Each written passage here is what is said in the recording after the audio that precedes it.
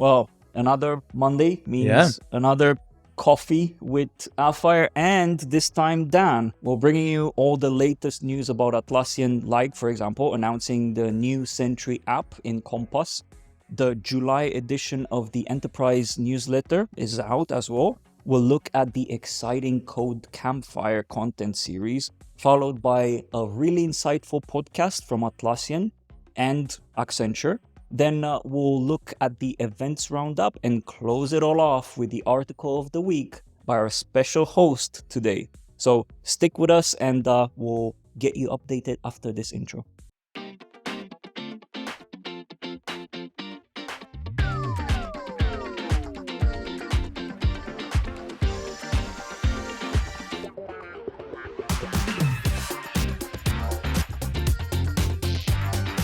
Hey everyone. I'm Biro from Appfire, and I have Dan with me here. Do you want to introduce yourself a bit? Yeah, I'm Dan Toombs, and I am feeling very, very lucky to be a guest on Monday Coffee. I've watched the show far too long, and I've always been very jealous of the fact that I'm not here, sat here with Peanut. So. There you go. Now you're in the hot seat. Exactly. With the resident presenter absolutely. of the news here. Yeah. She seems to really love the scratchies. Yeah, she does. She's very comfortable right now, so that's quite nice. I'll need to give you like a brush to take all the hair from. That's fine. Right, so shall we start? Yeah, let's get into it. I'll get us started then. The Compass product team has announced the availability of a Sentry integration. The Sentry app allows users to send alerts and error notifications to Compass for easy viewing on the Compass activity feed. Additionally, it offers an unresolved Sentry issues metric to help identify components needing attention. The team anticipates future enhancements, including a dedicated Sentry row and the activity feed. So I find this very interesting because we use that Jexo and continue to use Sentry for a lot of like bug tracking error, and just to have that that information in Compass is really cool. It's also a cool example of the apps that you can create nowadays with Compass. Yeah, I mean, I think Compass has seemed to continuously go from like strength to strength. More marketplace vendors are starting to get involved with that kind of thing, and I think before long we'll kind of see its own marketplace grow like we have with every other tool that we've got. And it's very interesting because, for example, Atlas, which is another point A tool, hasn't had the attention that Compass has when it comes to the app ecosystem. You can't do any. You can't build apps. There's nothing. No. Some of the kind of more customizable things are coming through in terms of like Compass. I mean, we're not really seeing much change with Atlas in terms of, I want this extra functionality. I think the simplicity of Atlas is actually what makes it quite a good tool. That's a very good point. Right, what do we have next then? This week, Atlassian have relaunched the Enterprise Examiner news series. This series is designed to give your champions within your business the tools and facilities to kind of give those champions the empowerment to help your teams reach their full potential. So this series looks at advanced roadmaps. It covers exactly why you may want to use advanced roadmaps, kind of a good use functionality, as well as all the resources and some links to some training to really kind of help your teams get up to speed. So when I actually read the article, a lot of it is based on, why literally it says why you may want to use it. Go and give this training to your teams. If they can't, here's a quick blog to talk you through advanced roadmaps. So it's not actually like how to take an exam on it. It's just like, why would you use it? It's just more kind of blogging. Right. Okay. Because when I was reading it, I think I've got a bit confused. Maybe this is feedback, because I thought it was a newsletter for enterprise clients that are using like advanced roadmaps and so on. But it's not. It's more of a course. Well, I think the idea is to give your enterprise customers an understanding of all the tools that they actually have hold of, right, and how to best utilize those. Right. So it's not necessarily like getting ready for an exam or things like that. It's about, with your enterprise license, did you know you had access to advanced roadmaps, and therefore here's how you may want to use it. I actually think that's a really common struggle with a lot of enterprise businesses is you get hold of such a big tool, but you may only use that bit because that's all you feel comfortable with, when actually, if you just use the other bit, you may find your own processes being so much more efficient. When did they start this? Because it says the July edition. Yes. Is it monthly? No, well, they seem to have relaunched it again. There was one back in March of this year, but otherwise it was all from like 2021. So I think it's a revamp and it's a new push. Right. Okay. Makes sense. Well, we're looking forward for extra editions of it whenever they come, whether they're monthly or not. It doesn't really matter. As long as we get all of the scoop of all of the products at an enterprise level. So moving on to an exciting one.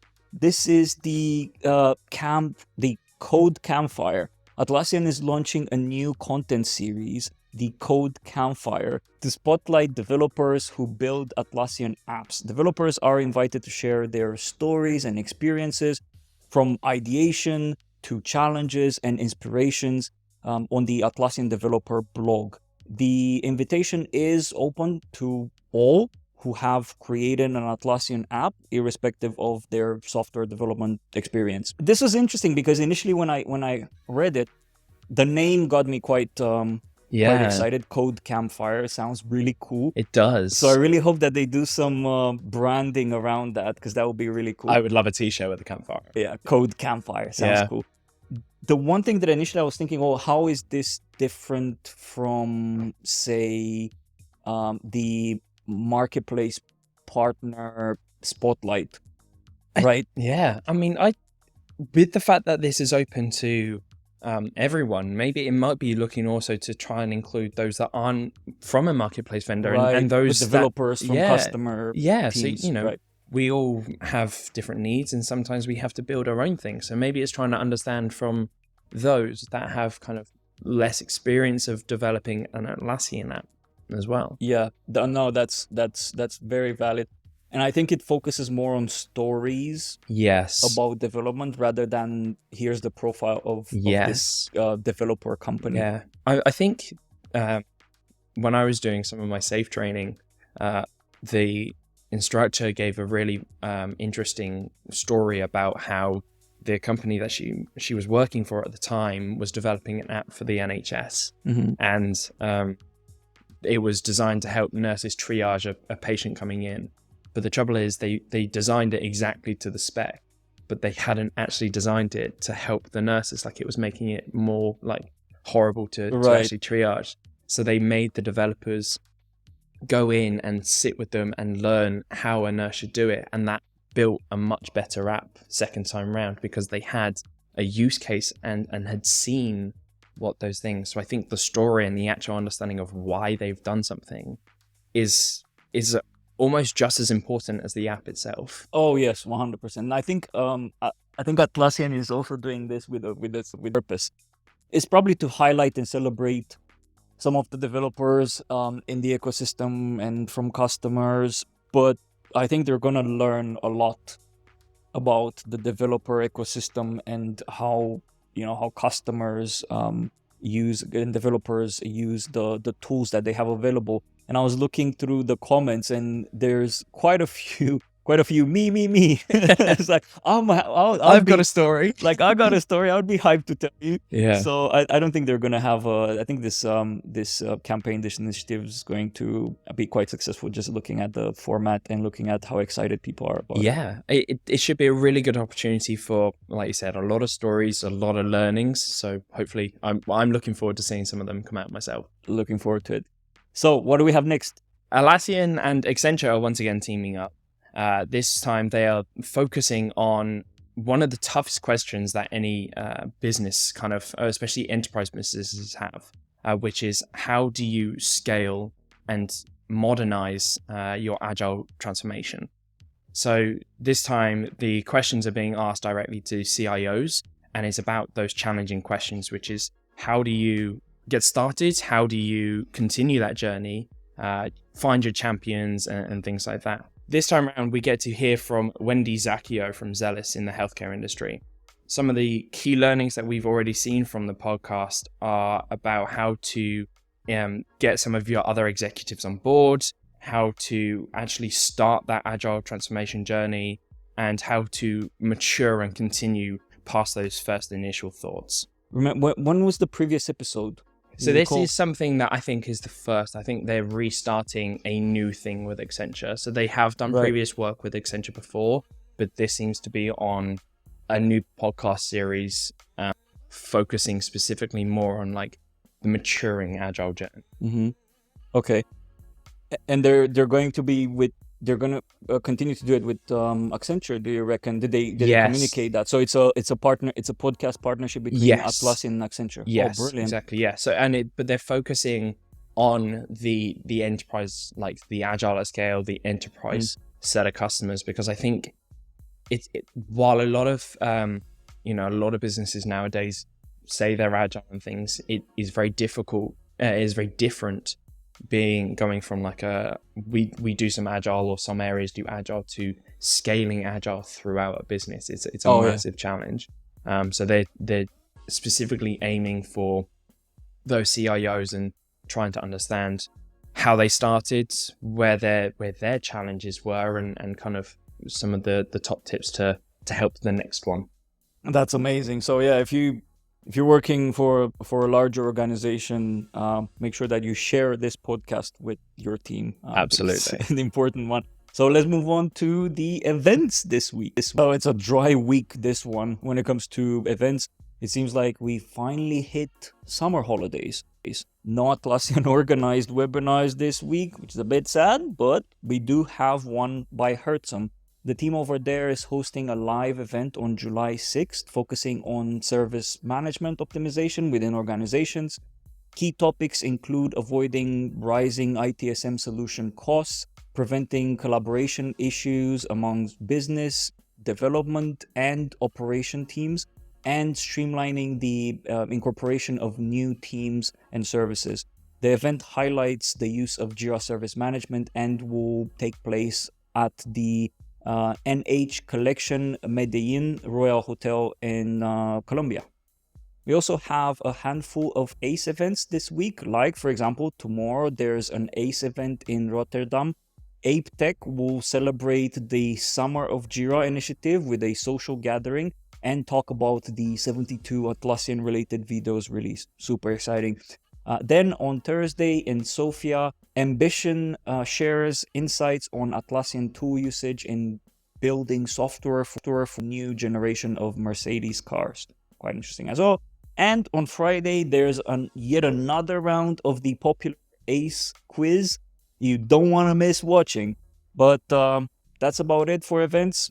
Catch them all over on Goosely. So yeah, it does really feel like summer has finally hit. Finally, yes. We've had some interesting weather here in the UK, so I'm glad that it's finally getting to summer properly. Yes. Unfortunately, if you're the type that wants 24/7 events, that means that yes, you have to chill for a couple of weeks. Yeah, take time away. Right, so we have the article of the week, which is a very special one this week. Yes, yeah. So this week's article is something that I wrote. It's focusing on why Point A is actually quite an interesting move by Atlassian, and why I personally think it's a vital thing that Atlassian need to do. The article focuses on why, business life cycle, how an organization comes around and then moves away, and how you can extend that life with things like what Point A has achieved. Yeah, Nikki and I have had conversations about Point A quite a bit because there was a period when there was a very hot products that we were quite interesting, like for example Jira Product Discovery. Yeah, and I think the point is point A. I love the point that, yeah. is, pun intended. Okay,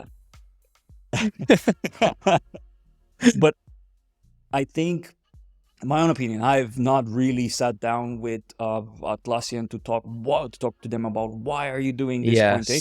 But my opinion is, when you reach a certain level in size and complexity as an organization, it becomes very difficult to continue to push boundaries and innovate. Exactly. Because priorities, because legacy, because this and that. And I think whoever, like the people that put together point A were spot on. Yeah, I mean, it solves a big problem for that kind of area in the industry. Like you say, you know, a company will eventually reach a size. They've hit that kind of maturity stage, and a few things could happen. You know, competitors will start to rise. Their user base may change. The needs of the world may change. You know, we've all seen things happen in the past where it's changed things that have gone.